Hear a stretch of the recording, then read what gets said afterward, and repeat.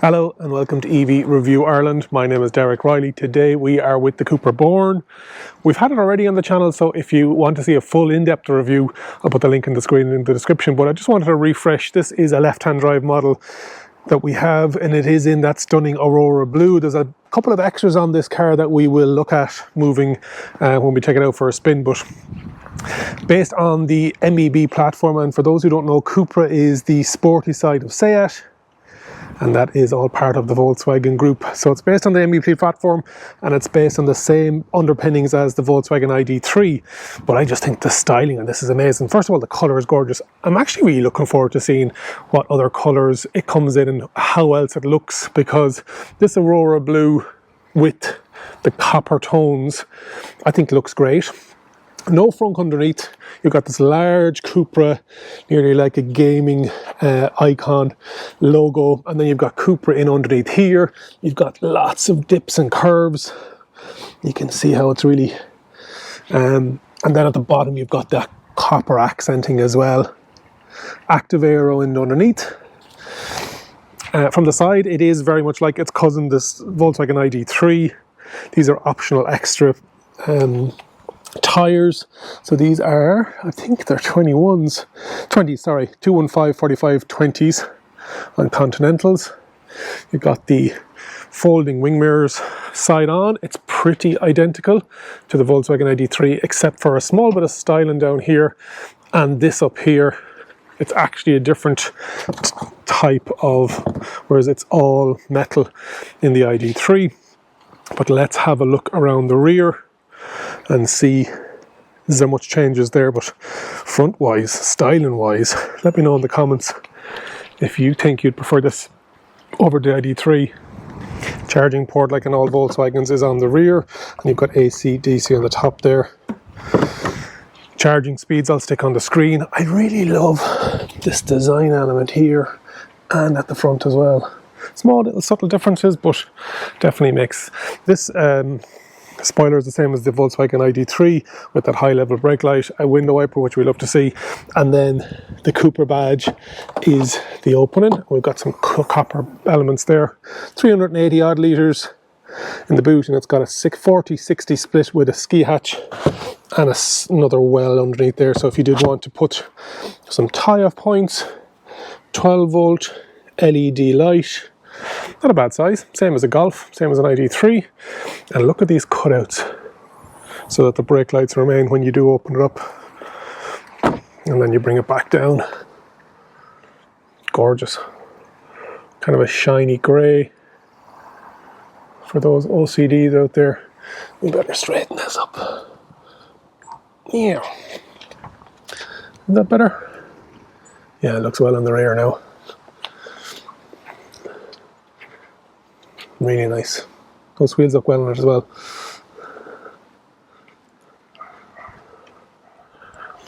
Let's take it out for a drive. Before we do, let's have a look on the inside. So it's keyless entry, keyless start. There is a start button there, but once it has the key on you, it knows. And if you're familiar with the Volkswagen ID3 or ID4s, this will all be very similar to you. So you've got your lighting. My Android Auto is going to kick in here now because it's wireless. And let's put you on.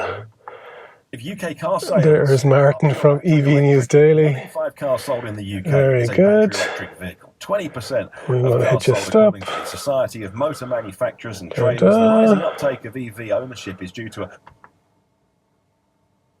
You could see how long that took to do, but anyway, it's got the larger 12-inch screen, whereas you can get a smaller screen on some of the ID3s, but all CUPRAs come with the larger screens in the upper trims, or actually maybe all of them.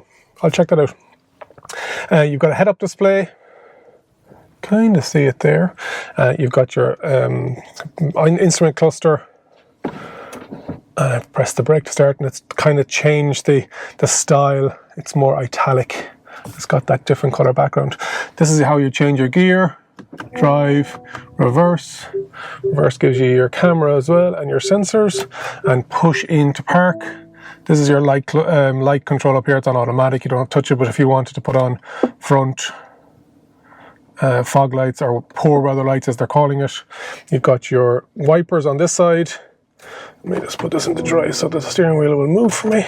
Left is indicators and lights. Then you've got your haptic, not a fan of, and not a lot of people are. And this one, you can hear it makes that noise to turn the volume up or turn the volume down. Big CUPRA logo, all the copper elements going on.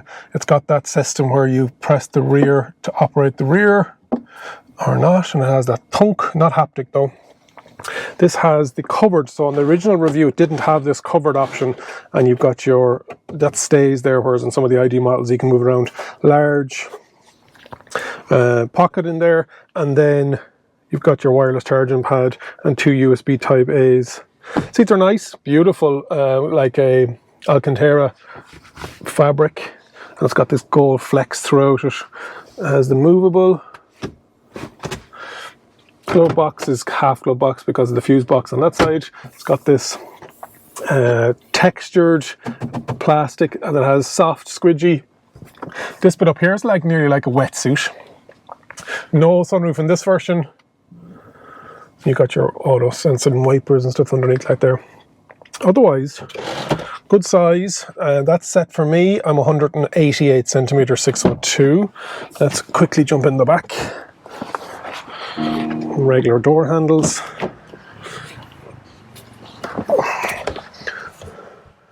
So you're talking a couple of centimeters, and then roof-wise, maybe that much. Seats look nice from behind as well, and you've got 2 USB type C's, flat floor all the way through. Would you fit 3 adults in the back? Probably not. It's more of a 2. It's a hatchback size. And then you have armrest and ski hatch, and that's through to the boot there. 3 headrests, parcel shelf in the back, your LED lights. I think they work on touch as well. You have to do, and touch on, and that's what it looks like in the rear. Let's take it out for a spin. Before we take it out for a drive, CUPRA Born starts in Ireland at €38,160, and it starts, if you wanted to pay per month, it's $339. So this version is the 58 kilowatt hour battery, which is 204 brake horsepower, and it has 310 Newton meters of torque with the Aurora blue metallic paint, and the interior color is granite grey. Dyna mica bucket seats. The display model that we have here though is 42,000, so about 4,000 more. It has a 150 kilowatt motor with 204 brake horsepower, 310 Newton meters of torque, performance of up to 160 kilometers an hour, and 0 to 107.3 seconds. Range about 417, what it says WLTP, but probably nearer to 317 rather than the 417.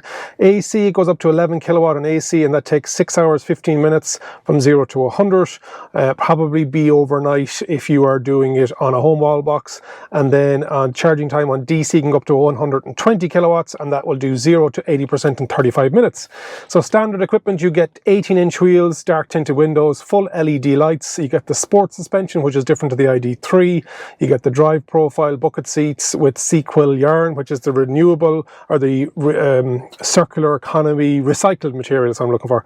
You get heated front seat, heated steering wheel, 12-inch touchscreen, so it is standard, and a 5.3-inch digital cockpit, advanced keyless entry and start we talked about, adaptive cruise control, light assist, which is the auto high beam, the wireless charging, front and rear parking sensors, and then there's a CUPRA Care plan. The optional extra equipment on this one is the metallic paint, which is nearly €870. The bucket seats are €1,265. You get the 20-inch Hurricane alloys on this one, which are €1,000, and the augmented reality head-up display, which is another €1,000. And the last one then is the Protect Pack, which is the anti-theft alarm system, anti-theft wheel bolts, proactive passenger protective systems, etc. So that's the stats. Let's take it out for a drive, put it into D, and let's see what it's like. Very hard to compare it against the ID3. You'd want to nearly be getting out of one and into the other, but it feels a bit sportier, and even on sport mode, I think it unlocks the rear differential with regards to how this operates. But yeah, if I was to choose, it's a no-brainer, unfortunately. And as I said, nobody I know that would be considering both would be going for the ID3 instead of the CUPRA. But yeah, you definitely you can feel the weight going over those speed bumps there, but that sportier suspension, it is that bit firmer. Mode I'm in is adaptive cruise control. Okay, that's the mode. So we need to go into the actual CUPRA menu.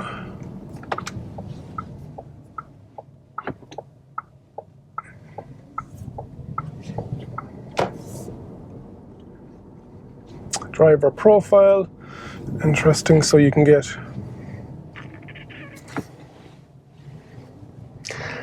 you can have range, which is kind of like their eco mode. You can have comfort, which I'm in at the moment. You can have performance, and then you can set up for individual.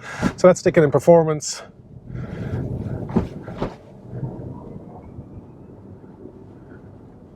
Throttle is definitely sportier. I don't think that the suspension will become any. Will they be able to program the suspension? Potentially.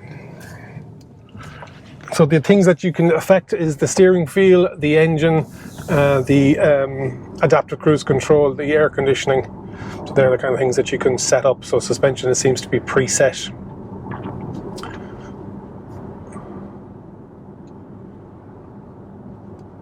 Check it out the motorway and see what it's like at 120 kilometers an hour for noise-wise. Hopefully you're enjoying my second look at the CUPRA Born in right-hand drive. As I said, there is a bit more of a detailed review when I had it first and didn't want to regurgitate the same thing again if that's what you're interested in. I wanted to get it out on the road. We're in a 60 kilometer zone here and road noise is starting to pick up now. There are 20-inch tires, and so the feel, I probably wouldn't need the 20 inch as much as they look great. If you're an EV driver, it's mainly about range. Style is definitely a factor, don't get me wrong. But I'm going to be interested to see with the 120 kilometers an hour, so I'll come back in a second when I'm heading onto the motorway. If you're interested in all things EV and want to support the channel, hit the subscribe button and hit the bell icon so you don't miss any future updates. What's it like at 120 kilometers an hour? 110, 15, 16, 17, 18, 19, very quiet.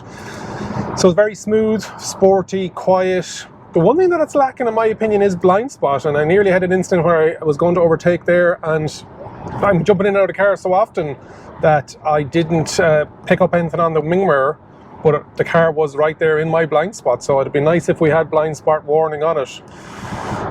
That is my second look at the CUPRA Born. Hopefully you've enjoyed it. Make sure you've subscribed to the channel. We're on a drive to get to 10,000 subscribers by 2022. Make sure you leave a comment and let me know, have you ordered one? Have you gone for the ID3 instead? Or what else have you gone for? Like the video and share. And remember, if you think an EV is for you, leave it to me and I'll review. Thank you very much for watching.